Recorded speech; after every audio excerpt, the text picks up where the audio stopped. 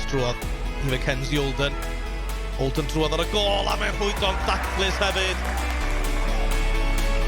Wedi cmyddi mewn. Olden amdani a hat-trick i'r ferch sy'n ei harddegau.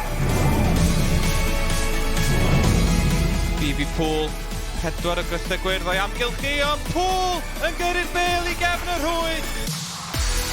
Phoebie Poole, yn gosgwng yr ysgwydd yn ergyddio, mae'n gol gaffyd.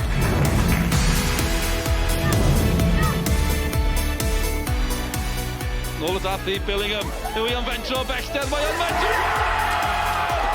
Ac wrth gwrs!